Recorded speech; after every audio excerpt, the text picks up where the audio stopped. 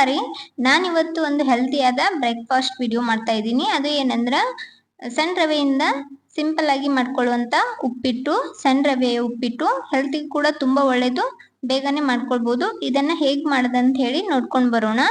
ಇದನ್ನ ಮಾಡೋದಕ್ಕ ನಾನು ಒಂದು ಕಡಾಯಿ ಇಟ್ಕೊಂಡು ಆ ಕಡಾಯಿಗೆ ಒಂದ್ ಸ್ವಲ್ಪ ಎಣ್ಣೆ ಹಾಕೊಂಡಿದ್ದೀನಿ. ಎಣ್ಣೆ ಹಾಕೊಂಡು ನಾನಿಲ್ಲಿ 1 ಕಪ್ ನಷ್ಟು ಸಣ್ಣ ರವೆ ತಗೊಂಡು ಆ ಕಡಾಯಿಗೆ ಹಾಕೊಂಡು ಇದನ್ನ ನೀಟಾಗಿ ಫ್ರೈ ಮಾಡ್ಕೋಣ.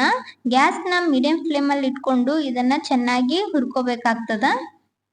ಎಷ್ಟು ಚೆನ್ನಾಗಿ ರವೆ ಹುರ್ಕೋತೀವಿ ಅಷ್ಟು ನೀಟಾಗಿ ಸಣ್ಣ ರವೆದ ಉಪ್ಪಿಟ್ಟು ಬರ್ತದ.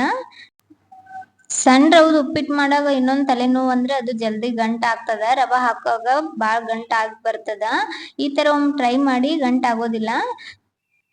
ನಾನು ರವನ ಉದುರುದ್ರಾಗಿ ನೀಟಾಗಿ ಹುರ್ಕೊಂಡು ಒಂದ್ ಪಾತ್ರೆಗೆ ಎತ್ತಿಟ್ಕೊಂಡಿದ್ದೀನಿ. ಇವಾಗ ಅದೇ ಕಡಾಯಿ ತಗೊಂಡು ಅದಕ್ಕೆ ನಾನು ಒಂದ್ 2-3 ಟೇಬಲ್ ಸ್ಪೂನ್ ಅಷ್ಟು ಎಣ್ಣೆ ಹಾಕೊಂಡಿದ್ದೀನಿ. ಸಣ್ಣ ರವದ ಉಪ್ಪಿಟ್ಟಿಗೆ ಸ್ವಲ್ಪ ಜಾಸ್ತಿನೇ ಎಣ್ಣೆ ಬೇಕಾಗ್ತದ. ಎಣ್ಣೆ ಹಾಕೊಂಡು ಅದಕ್ಕೆ ನಾನು ಸ್ವಲ್ಪ ಇಲ್ಲಿ ಕಡಲೆಬೇಳೆಯನ್ನ ಸೇರಿಸ್ಕೊಂಡಿದ್ದೀನಿ. ಕಡಲೆಬೇಳೆ ಹಾಕೊಂಡು ಇದನ್ನ ಸ್ವಲ್ಪ ನೀಟಾಗಿ ಹುರ್ಕೊಳ್ಳೋಣ ಎಣ್ಣೆ ಒಳಗ. ಗ್ಯಾಸ್ನ ಮೀಡಿಯಂ ಫ್ಲೇಮ್ ಅಲ್ಲಿ ಇಟ್ಕೊಂಡೆ ಕಡಲೆಬೇಳೆ ಹುರ್ಕೊಳ್ಳಿ. ಹೈ ಫ್ಲೇಮ್ ಅಲ್ಲಿ ಇಟ್ರೆ ಜಲ್ದಿ ಕಪ್ ಆಗ್ಬಿಡ್ತಾವ, ಒಳಗಡೆ ನೀಟಾಗಿ ಫ್ರೈ ಆಗೋಲ್ಲ. ಅದಕ್ಕೆ ಮತ್ತೆ ನಾನಿಲ್ಲಿ ಸ್ವಲ್ಪ ಉದ್ದಿನ ಬೇಳೆ ಸೇರಿಸ್ಕೊಂಡಿದ್ದೀನಿ. ಉದ್ದಿನ ಬೇಳೆನು ಸಹ ಸ್ವಲ್ಪ ಕಲರ್ ಚೇಂಜ್ ಆಗ್ಬೇಕು, ಎರಡೂನು ಅಲ್ಲಿವರೆಗೂ ಹುರ್ಕೊಳ್ಳೋಣ. ನಂತರ ಇಲ್ಲಿ ನಾನು ಶೇಂಗಾ ಹಾಕ್ತಾ ಇದ್ದೀನಿ. ಶೇಂಗಾ ಹಾಕೊಂಡು ಈ ಮೂರನ್ನು ಸ್ವಲ್ಪ ಹೊತ್ತು ಮೀಡಿಯಂ ಫ್ಲೇಮ್ ಅಲ್ಲಿ ಫ್ರೈ ಮಾಡ್ಕೊಳ್ಳೋಣ. ಇದಕ್ಕೇನೆ ಸ್ವಲ್ಪ ಸಾಸಿವೆ ಜೀರಿಗೆ ಹಾಕೊಂಡಿದ್ದೀನಿ. ಎಲ್ಲನೂ ನೀಟಾಗಿ ಫ್ರೈ ಆದ ನಂತರ ನಾನಿಲ್ಲಿ ಹಸಿ ಕರಿಬೇವನ್ನ ಸೇರಿಸ್ಕೊಂಡಿದ್ದೀನಿ. ಕರಿಬೇವನ್ನ ಹಾಕೊಂಡು ಸ್ವಲ್ಪ ಇದನ್ನ ಫ್ರೈ ಮಾಡ್ಕೊಳ್ಳೋಣ. ನಂತರ ಇದಕ್ಕೆ ನಾನು 1-2 ಹಸಿ ಮೆಣಸಿನಕಾಯಿ ಸೇರಿಸ್ತಾ ಇದ್ದೀನಿ. ಮೆಣಸಿನಕಾಯಿ ಖಾರ ನೋಡ್ಕೊಂಡು ಸೇರಿಸ್ಕೊಳ್ಳಿ.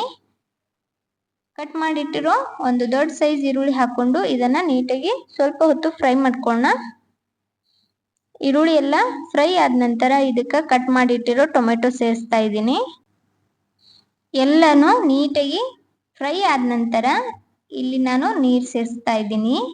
ನೀರನ್ನ 1 ಕಪ್ ರವೆ ತಗೊಂಡಿದ್ದೆ ನಾನು. 1 ಕಪ್ ರವಕ್ಕೆ ನಾನು 3.5 ಕಪ್ನಷ್ಟು ನೀರನ್ನ ಹಾಕ್ತಾ ಇದ್ದೀನಿ.